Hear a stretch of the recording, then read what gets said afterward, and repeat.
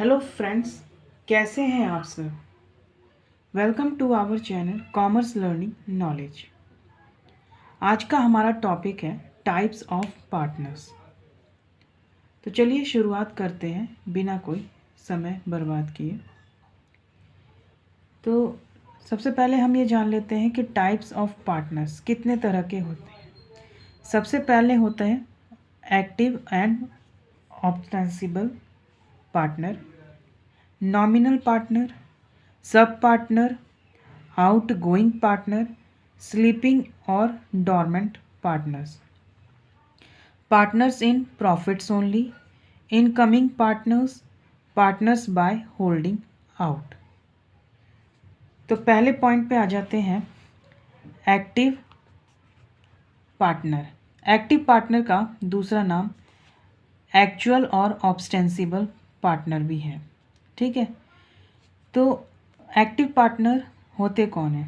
ठीक है, पहला पॉइंट है it is a person who has become a partner by agreement and who actively participate in the conduct of the partnership. मतलब कि ये वो पार्टनर होते हैं जो ये वो पर्सन होते हैं जो एग्रीमेंट के द्वारा पार्टनर बनते हैं। यानी कि हमें अगर पार्टनरशिप में हमें ये एक्टिव और पार्टनर का मतलब ये होता है कि कोई भी पर्सन अगर उसे पार्टनर्स में आना है तो उसको क्या करना पड़ेगा, एग्रीमेंट देना पड़ेगा। और जो साथ के साथ में who actively participate in the conduct of the partnership, मतलब कि जो एक्टिवली पार्टिसिपेट करता है पार्टनरशिप में कंडक्ट करने के लिए। आया समझ में। चलिए दूसरा पॉइंट क्या कहता है कि he act as an agent of the other partner for all act done in the ordinary course of business. मतलब कि जो अदर पार्टनर्स होते हैं ये एक इस तरह से एक्ट करते हैं जैसे कि ये दूसरे अदर पार्टनर्स के भी एजेंट होते हैं। ठीक है, for all act done in ordinary course of business.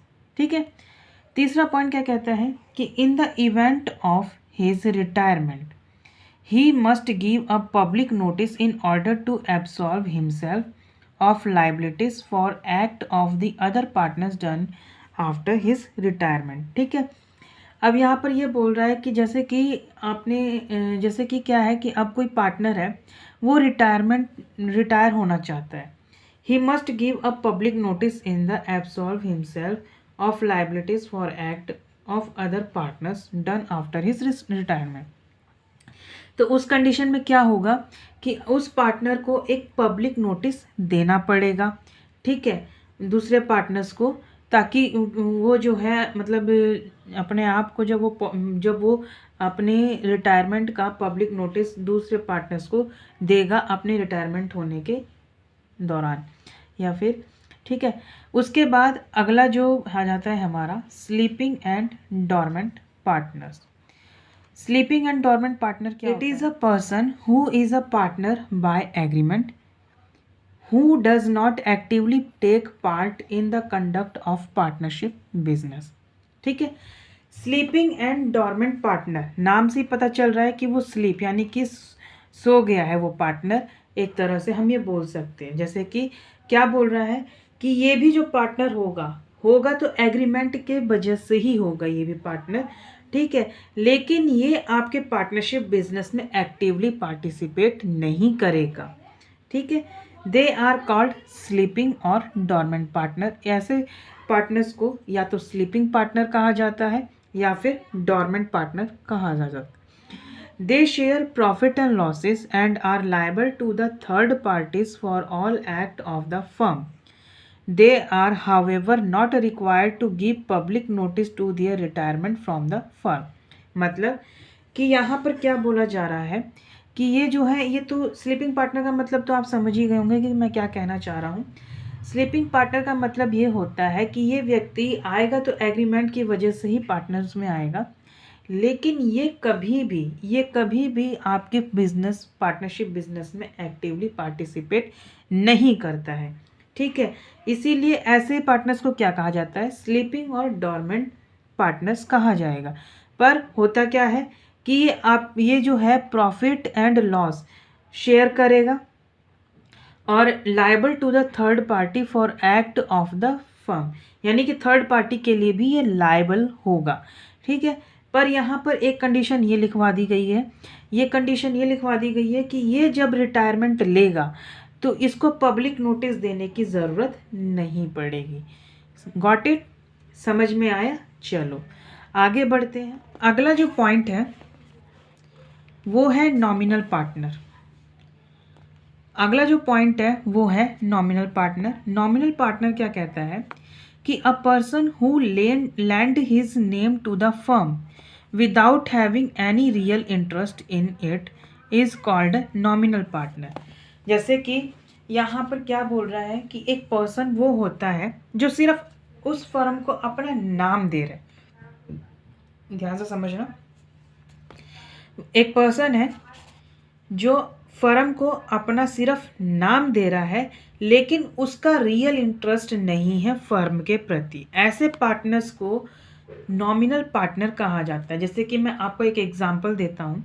मान करके चलिए आपने अपनी कोई एक कंपनी खोली, सिर्फ आपने एक कंपनी खोली है, ठीक है, और एक कंपनी हम ले लेते हैं बाटा। ठीक है, उसने क्या किया, बाटा जो कंपनी है, आप जो प्रोडक्ट बना रहे हैं आपके प्रोडक्ट का कोई ब्रांड नहीं है, लेकिन बाटा क्या करेगी, बाटा कंपनी वो अपना नाम आपके ब्रांड्स के साथ में अटैच कर देगी, बट उसका आपके बिजनेस में कोई इंटरेस्ट नहीं है। उसने सिर्फ आपको अपना एक नाम दिया है, अपनी एक पहचान दी है, अपने ब्रांड का एक नाम दिया है, जिसकी वजह से मार्केट में जब आपका प्रोडक्ट जाएगा तो आपका प्रोडक्ट जो है मार्केट में कोई भी परचेज कर लेगा, क्योंकि उनको ऐसा लगेगा कि ये बाटा कंपनी की एक प्रोडक्ट है।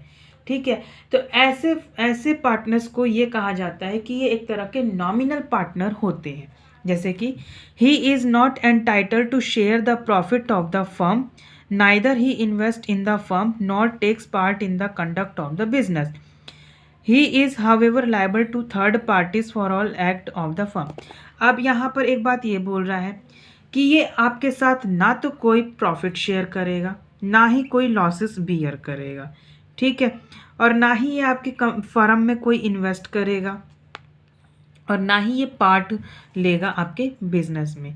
पर एक चीज़ और है कि ये थर्ड पार्टीज़ के लिए लायबल होगा उस फर्म के लिए। ठीक है, समझ में आई बात? तो यहाँ पर यही कंसेप्ट कहा जा रहा है कि जैसे कि आपने कोई प्रोडक्ट बनाया, बाटा कंपनी ने अपना सिर्फ नाम दिया है।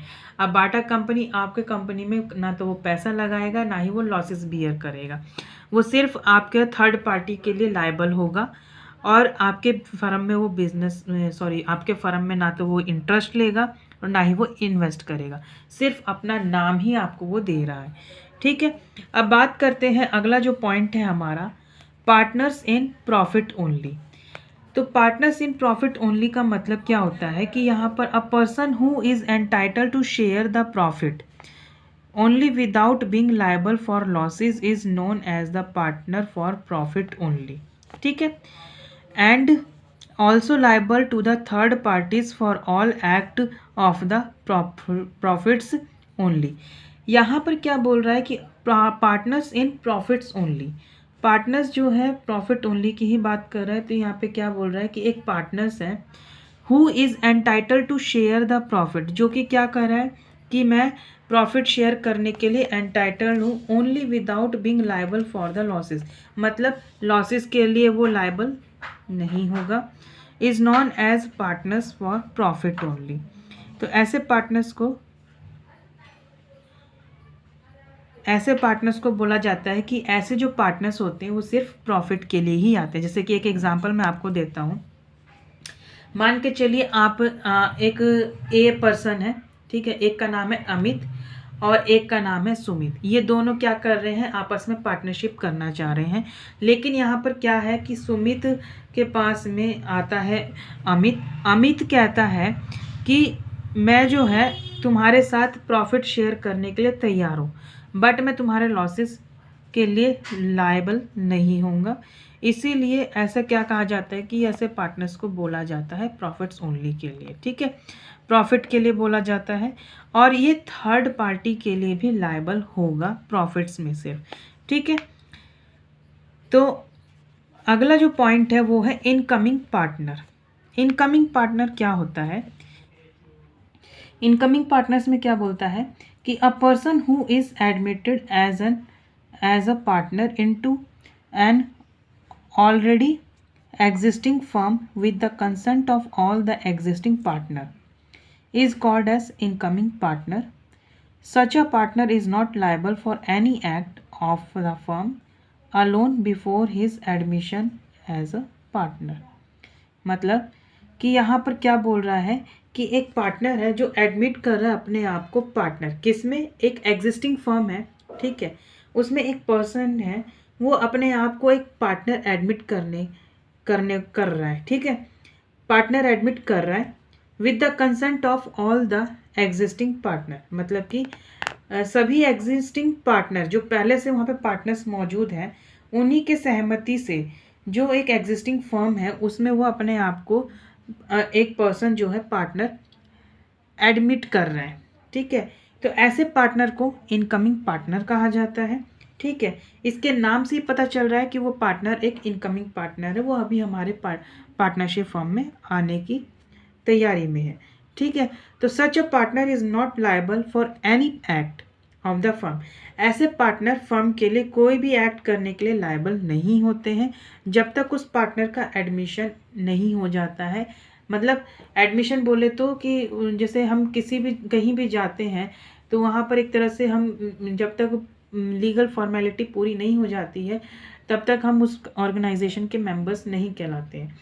तभी यहाँ पर बोल रहा है कि उसको जब तक उसको एडमिशन एज अ पार्टनर, जब तक उसको एडमिशन एज अ पार्टनर नहीं माना जाएगा तब तक वो फर्म के लिए कोई भी एक्ट करने के लिए लायबल नहीं होगा।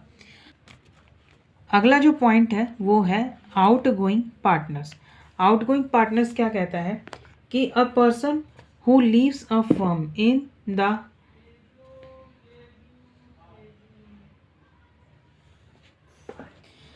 अगला जो पॉइंट है वो है आउटगोइंग पार्टनर्स।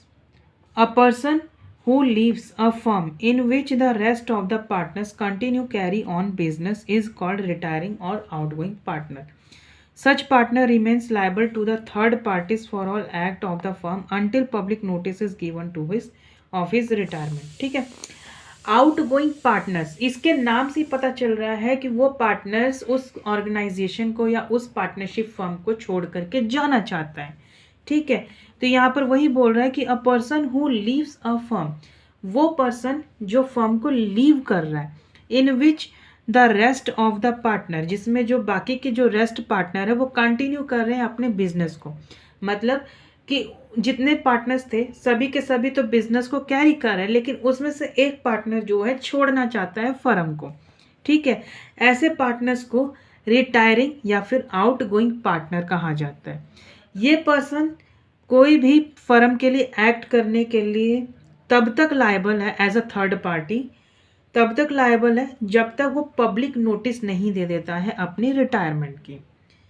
Got it? चलिए आगे बढ़ते हैं। अगला जो पॉइंट है वो है पार्टनर्स बाय होल्डिंग आउट, ठीक है।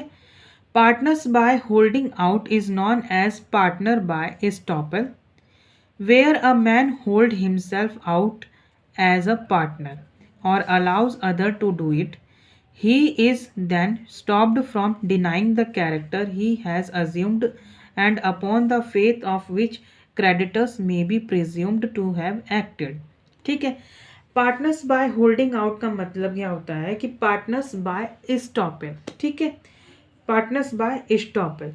यहाँ पर क्या होता है कि where a man holds himself, यहाँ पर मैन जो व्यक्ति होता है अपने आप को होल्ड करके रखता है, holding himself out as a partner hold करके रखता है, ठीक है, और allows other to do it, ठीक है। मतलब वो एक तरह से पार्टनर नहीं होता है, वो क्या करता है कि वो आगे जो है अलाउ करता है कि बाकी के जो लोग हैं वो उस काम को करें, ठीक है। He is then stop from denying the character, अपने कैरेक्टर के लिए वो डिनाई करने से रोक देता है। And he has assumed upon the faith of which creditors may be presume to be active, ठीक है। तो ये सब था आज के टॉपिक हमारा टाइप्स ऑफ पार्टनर्स के ऊपर। यदि आपको मेरा ये वीडियो पसंद आया हो तो please like, subscribe and share ज़रूर करें। मिलते हैं अगले नए टॉपिक पे। तब तक के लिए धन्यवाद।